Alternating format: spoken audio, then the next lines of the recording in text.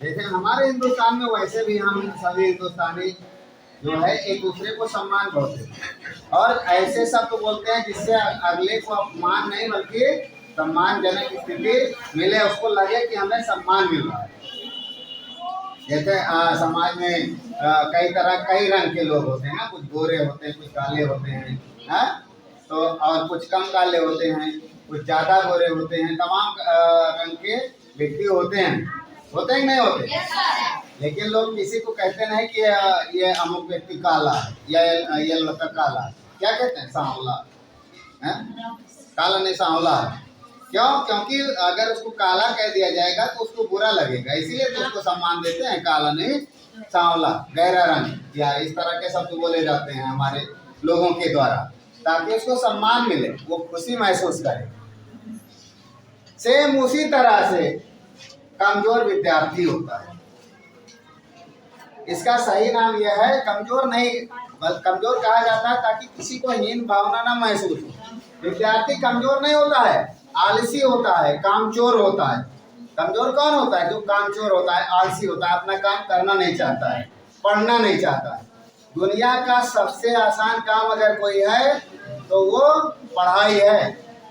पढ़ाई से आसान काम कोई भी नहीं है। अभी आप बहुत सारे लोग विदेशों में काम करने जाते हैं कि नहीं जाते हैं? वहाँ मजदूरी करते हैं, 12-12 घंटे, कई घंटे काम करना पड़ता है। पूरा शरीर पसीने से भीग जाता है, पूरे कपड़े लथपथ हो जाते हैं पसीने से। सोचिए वो काम मेहनत का है, नहीं मेहनत का है। जो लोग खेतों में काम करते हैं, सुबह तड़के चले जाते हैं और देर रात को लौटते हैं, वो काम मेहनत का है, नहीं मेहनत का है ना? तो काम आसान सबसे कौन है? पढ़ाई करने वाला, जो आप लोगों को अभी मिला है। आपको कौन सा काम मिला है? पढ़ाई करने का काम। अभी जब आप इस काम को पूरा ढंग से नहीं करेंगे, पढ़ाई नहीं करेंगे अच्छे से और पढ़ लिख करके कुछ नहीं पाएंगे, तो आपको भी वही काम मिल जाएगा कठिन वाला। कौन सा काम?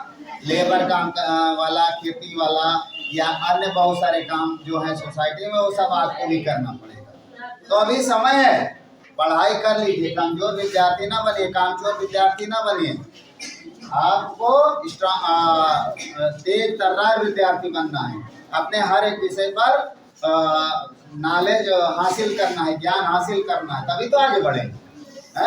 आपका मान लिया सोशल स्टडी पढ़ाई जा रही है और सोशल स्टडी में जो चैप्टर आपको मैम ने पढ़ाया है उसको यहाँ ढंग से समझिए। ढंग से समझने के बाद उसको घर पर जाइए, एक बार फिर से पढ़ाई कीजिए। एक बार जब फिर से पढ़ेंगे तो बहुत कुछ समझ में आएगा, फिर उसकी क्वेश्चन पढ़िए। जब आप चैप्टर को ढंग से पढ़ेंगे तो क्वेश्चन पढ़ेंगे तो आपको अपने आप पता चल जाएगा कि इसका आंसर क्या है। पता हो जाएगा, नहीं हो जाएगा। इसी तरह अगर आप साइंस पढ़ते हैं तो साइंस के एक एक पॉइंट को समझ रहे हैं और उस चैप्टर को पढ़ रहे हैं, घर में जाकर के फिर से एक बार पढ़ाई करेंगे तो उसके जो भी क्वेश्चन है वो अपने आप सॉल्व हो जाएंगे। इसी तरह हर विषय का सिस्टम होता है। जब जाइए तो उसको यहाँ ढंग से शांतिपूर्वक बैठ करके एकाग्रचित होकर के ब्लैक बोर्ड को देखिए और आपके टीचर जो बोल रहे हैं उसके एक एक शब्द को ट्रेजर कर लीजिए। मतलब एक भी शब्द टीचर का नाजायज ना होने दीजिए। ये कब संभव है? जब आप लोग शांति से बैठेंगे, एकाग्र होकर के ब्लैक बोर्ड को देखेंगे, जो टीचर समझा रहा है उसके शब्दों को सुनेंगे, तब ऐसा हो सकेगा।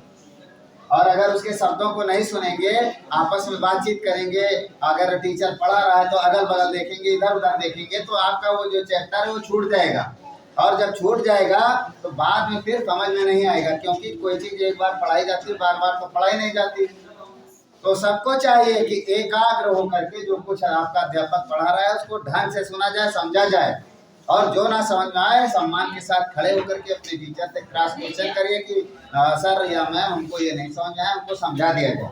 तो आपको फिर से एक बार रिप्लाई देंगे, समझा देंगे। जब समझ में आ जाएगा तो वो आपके माइंड में फिगर उसका आ जाएगा, वो आपको नॉलेज, आपकी नॉलेज में आ जाएगा। इसलिए अगर कोई विद्यार्थी कमजोर है तो कमजोर विद्यार्थी नहीं है, बल्कि कामचोर विद्यार्थी है। अच्छा, एक चीज और है, बच्चे क्या करते हैं आजकल? मोबाइल के बड़े शौकीन हो गए हैं। इस समय हर एक घर में मोबाइल के लोग, हमने देखा मिडिल क्लास के हम सभी लोग हैं, और मिडिल क्लास के बच्चे ही ज्यादातर मोबाइल पर फोकस करते हैं। मोबाइल का उपयोग कीजिए लेकिन सीमित समय के लिए। सीमित का मतलब लिमिटेड टाइम के लिए 2 मिनट, 4 मिनट या 10 मिनट, जो भी आपको जरूरतें हैं पढ़ाई से संबंधित, उसको पूरा करने के लिए मोबाइल का उपयोग कीजिए। बाकी समय में अगर आप मोबाइल का प्रयोग करेंगे तो मोबाइल आपका बहुत बड़ा दुश्मन बन जाएगा।